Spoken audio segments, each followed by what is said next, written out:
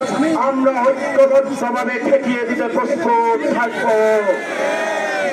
আপনারা জানেন, খুবই ভারাক্রান্ত মন নিয়ে বলছি, আজকে ঢাকাতে একজন ব্যবসায়ীকে পাথরের গোলা দিয়ে দিন দুপুরে বৃষ্টির মধ্যে উলঙ্গ করে রাস্তার মধ্যে যুবদলের সন্ত্রাসীরা ক্ষেত্রিয়ে দিয়ে তাকে হত্যা করেছে।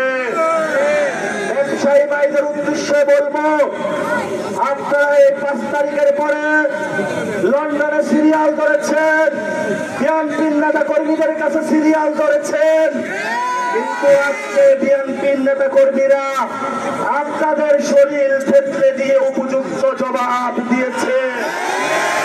আপনারা আগে সিরিয়াল করেছিলেন শেখ হাসিনার কাছে, আর এখন যারা নব্য স্বৈরাচারের পাহারাদার আপনারা তাদের কাছে সিরিয়াল করেছেন।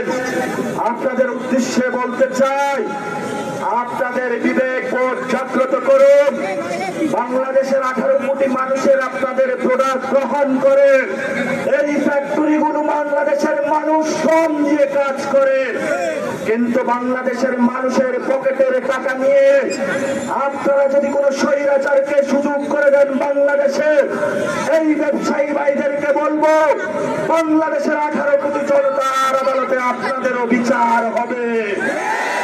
আমরা 5 তারিখের আগে দেখেছি শেখ হাসিনার সামনে গিয়ে এই যে বেক্সিমকো থেকে শুরু করে বড় বড় শিল্প গোষ্ঠী বড় বড় তারা কথা বলেছিল, কিন্তু তাদের রক্ষা হয় নাই। আজকে তারা জেলের ভাত খাচ্ছে, ভবিষ্যতে তারা জেলের ভাত খাওয়ারও সুযোগ পাবে না ইনশাআল্লাহ। আমাদেরকে আজকে বলা হচ্ছে নাকি দরজা খোলা এনসিপির জন্য। এনসিপি 5 তারিখে দরজা খোলা রেখেছে, জানালা খোলা রেখেছে। আসুন, না হলে বাংলাদেশের মানুষের ট্রেন মিস করবে। এই ট্রেন যদি হারান, তাহলে একদল গিয়েছে দিল্লিতে আর একদল কই যাবে সেটা আমরা গ্যারান্টি দিতে পারি না।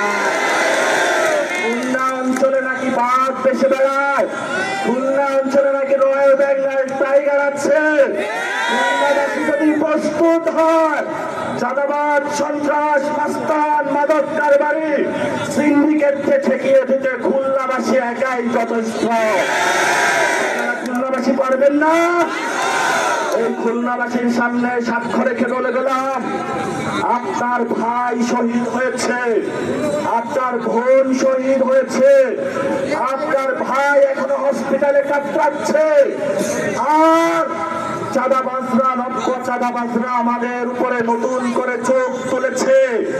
আমরা আমাদের ভাইদের কসম নিয়ে বলছি, আমরা আমাদের আহতদের কসম নিয়ে বলছি, যত বড় দল হোক তাই কেন, বাংলাদেশের জনতার জনস্রোতের সামনে তারা দাঁড়াতে পারবে না। খুলনাবাসী, জানি আপনারা অনেক বিপ্লবী, বক্তব্য দীর্ঘায়িত করব না, আপনারা শেষ কথাটা শুনে রাখুন।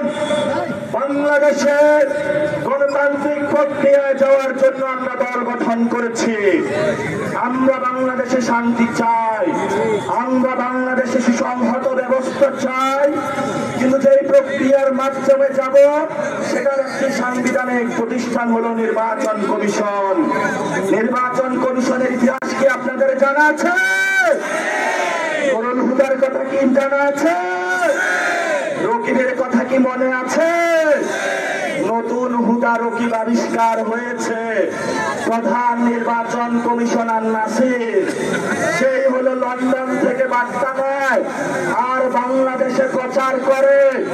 সেই চাঁদাবাজদের নতুন পাহারাদার হয়েছে, নতুন পাহারাদার হয়েছে।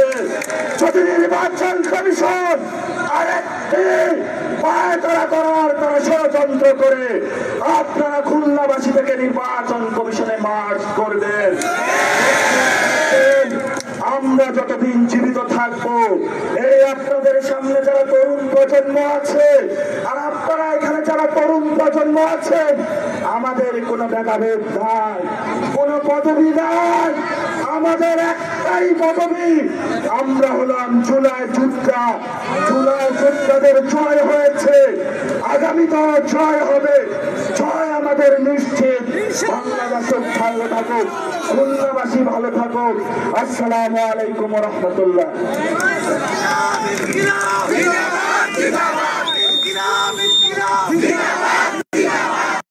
সংগ্রামী খুলনাবাসী, বিগত 16 বছরে আমরা এই বাংলাদেশে একটা নাটক দেখেছি, যে নাটকে আওয়ামী লীগের সবাইকে খারাপ বলা গেলেও শেখ হাসিনাকে বলা যাইতো না। আগামীর বাংলাদেশে সবাই খারাপ আর উনি ভালো, এই নাটক চলবে না। প্রশ্নের বাইরে দেশে থাকুক আর দেশের বাইরে থাকুক, কেউ প্রশ্নের ঊর্ধ্বে যাবে না। এই পর্যায়ে আমাদের মাঝে বক্তব্য রাখবেন আমাদের এনসিপি আপসীন নেতা, জুলাই অভ্যুত্থানের অন্যতম নায়ক, জুলাইয়ের রাজপথের স্লোগান মাস্টার, এনসিপির আমাদের ক্যাপ্টেন